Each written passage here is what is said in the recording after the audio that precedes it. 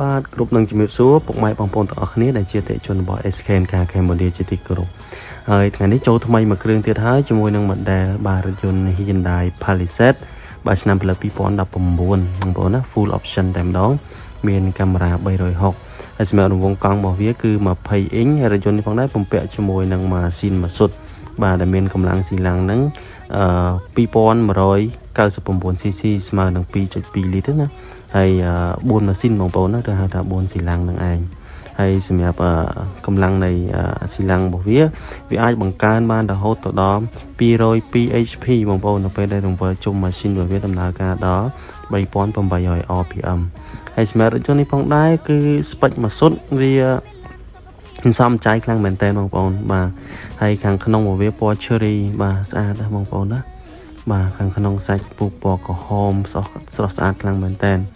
បងប្អូនដែលមានតម្រូវការជាមួយនឹងរថយន្តបាទ Palisade សម្រាប់រថយន្ត7កៅអីបាទងាយស្រួលប្រើខ្លាំងមែនតើបងប្អូនល្អប្រើណាស់សម្រាប់រថយន្តមួយគ្រឿងនេះណាបាទហើយសម្រាប់តម្លៃរបស់វាត្រឹមតែ$51,900តែប៉ុណ្ណោះបាទអញ្ចឹងបងប្អូនដែលមានតម្រូវការជាមួយនឹងរថយន្តនេះអាចធ្វើការតាក់ទងមកបានណាហើយអ្វីដែលពិសេសនោះគឺវា option full បាទបាតក្រោមអីក៏នៅស្អាតដែរបងប្អូនបាទបើកដបូល2តង់ទៀតអេមខ្លាំងមែនតើសម្រាប់រថយន្តមួយគ្រឿងនេះបាទចាំបងប្អូនយើងមើលបាទផ្នែកខាងក្រោយទាំងអស់គ្នាបាទផ្នែកខាងក្រោយវាសម្រាប់កៅអីវានៅពេលដែលបត់ទៅគឺស្មើតែម្ដងបងប្អូនណាយើងអាចធ្វើការគេងបានខាងមុខ2ហ្នឹងក៏អាចបត់ទៅស្មើបានដែរបងប្អូនបាទអញ្ចឹងយើងងាយស្រួលប្រើនៅពេលបងប្អូនចុះខេត្តចុះអីមានន័យថា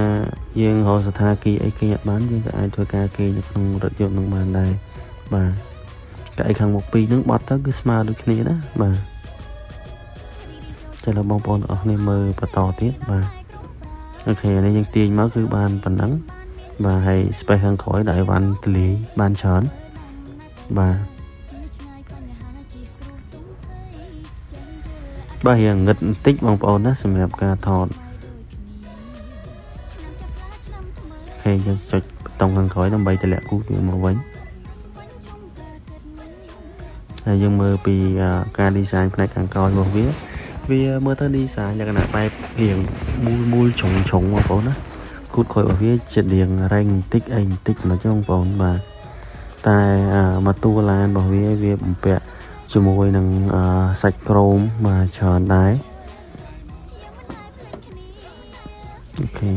ហើយសម្រាប់រថយន្តនេះខ្ញុំចង់បញ្ជាក់ជូនបងប្អូនទាំងអស់គ្នាថាវាលក្ខណៈបែប unit ហ្មងណាលក្ខណៈបែបឯកជនភាពដោយសារតែកៅអីនីមួយបាទមានឆ្នាំងសាកដោយសាក USB បាទរៀងខ្លួន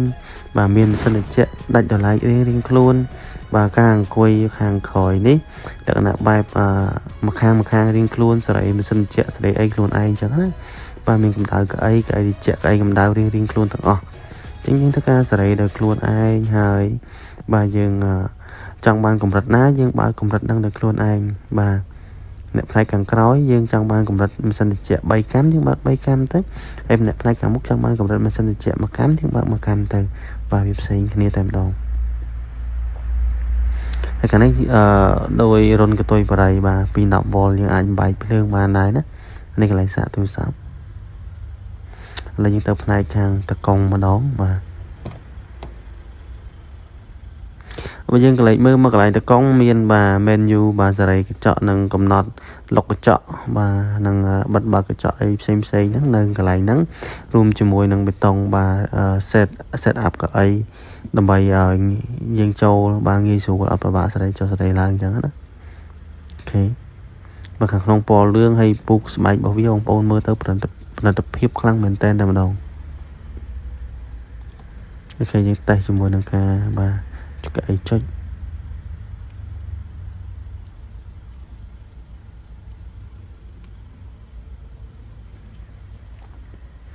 អូខេនេះគឺជា option របស់វាបាទមាន Blind Spot មានការបើកបរបាទលើកន្លងផ្លូវបាទ Cruise Control បាទហើយរថយន្តនេះក៏បំពាក់ជាមួយនឹងកាមេរ៉ា360ដែរបងប្អូនទាំងអស់គ្នាបាទអញ្ចឹងវាអេមខ្លាំងមែនតើសម្រាប់មួយគ្រឿងនេះណា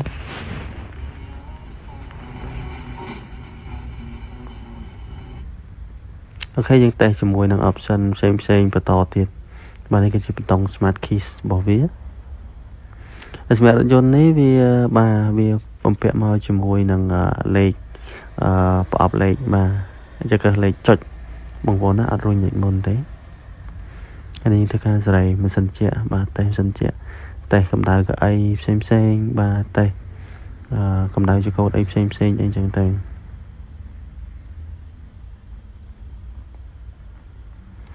parking mode អីហ្នឹងក៏នៅខាងក្រោមហ្នឹងដែរបងប្អូនបាទមានauto hold ដែរបាទសម្រាប់រថយន្តមួយគ្រឿងនេះណាហើយនេះជាមួយនឹងបើកកញ្ចក់របស់វាបាទការបើកកញ្ចក់គឺមានទាំងមុខទាំងក្រោយ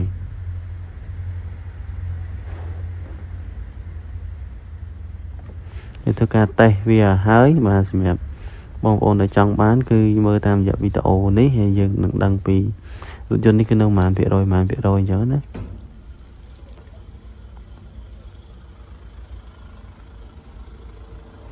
បាទហើយផ្នែកខាងមុខនៃម៉ាស៊ីនរបស់វាយើងចូលមើលទាំងអស់គ្នាបាទម៉ាស៊ីនវាអីហ្នឹងគឺនៅស្អាតទេបងប្អូនណាម៉ាស៊ីនមកសុទ្ធនៅអេមខ្លាំងមែនតើអូខេពុកម៉ែបងប្អូនដែលចង់បានសម្រាប់រថយន្តមួយគ្រឿងនេះអាចធ្វើការទាក់ទងមកកាន់ page admin SKN Car Cambodia ហើយយើងនឹងជួបគ្នានៅវីដេអូក្រោយៗទៀតអូខេអរគុណច្រើន